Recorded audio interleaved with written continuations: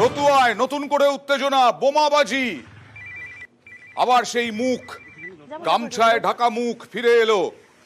রতুয়ার দেখতে পাচ্ছেন মালদায় রতুয়ার ছবি, বোমা ফাটাচ্ছেন। কথা বলবো প্রতিনিধি মৈত্রীর সঙ্গে। মৈত্রী, কি হচ্ছে এটা? একজনকেই দেখতে পাচ্ছি, বোমা ফাটানো হচ্ছে। একেবারে একেবারে রতুয়ার বাকনা এলাকায় আমরা রয়েছি এই মুহূর্তে, এবং সেখানেই আমরা কিছুক্ষণ আগে মাত্র কিছুক্ষণ আগে যেটা দেখা গেল যে একজন ব্যক্তি তিনি প্রকাশ্যে মুখে গামছা বাঁধা অবস্থায় তিনি এগিয়ে আসছেন, ছুটে আসছেন এবং পরপর দুটো বোমা মারতে দেখা যায় তাকে, এবং সেটা ক্যামেরায় ধরা পড়ে যে বোমা মারছেন।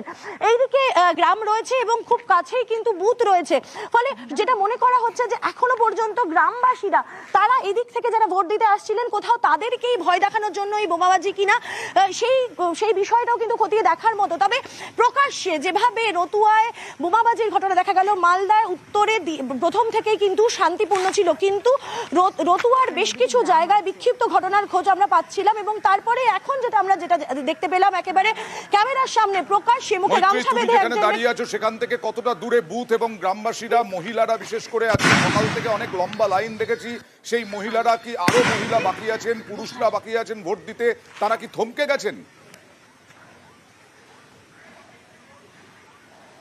দেখো, বুথ কিছুটা দূরে রয়েছেন। আমি যদি তোমাকে একটু দেখাই যে এইদিকে মহিলারা রয়েছেন, আমরা একবার তাদের সাথে গিয়ে কথা বলার চেষ্টা করব। যারা বোমাবাজির শব্দ শুনে যারা বেরিয়ে এসেছেন, তাদের সাথে বাচ্চারা, তারা সবাই বেরিয়ে এসেছেন, কিন্তু তারা সংবাদ মাধ্যম দেখে কিন্তু তারা এই মুহূর্তে কিন্তু তারা ছুটে পালাচ্ছেন, কিন্তু তারা প্রত্যেকেই বোমার শব্দ শুনে তারা একেবারে এই এলাকায় ছুটে এসছেন গ্রাম থেকে। তুমি দেখতে পাচ্ছ সেই ছবি যে মহিলারা তারা ছুটে পালাচ্ছেন। একেবারেই স্বাভাবিক, কারণ তারা মুখ খুলতে চাইবেন না। বোমা ফাটার আওয়াজ শুনেছেন? হ্যাঁ, কারা করলো চেনালো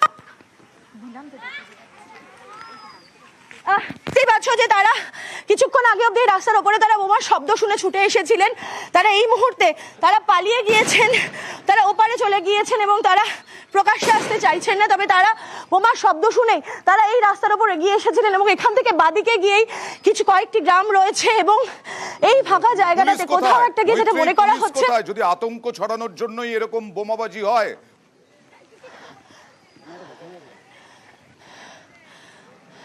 দেখো, এখনো পর্যন্ত কিন্তু এখানে কোনো পুলিশকে আমরা আসতে দেখিনি, জায়গাটি একেবারে শুনশান রয়েছে এখনো পর্যন্ত।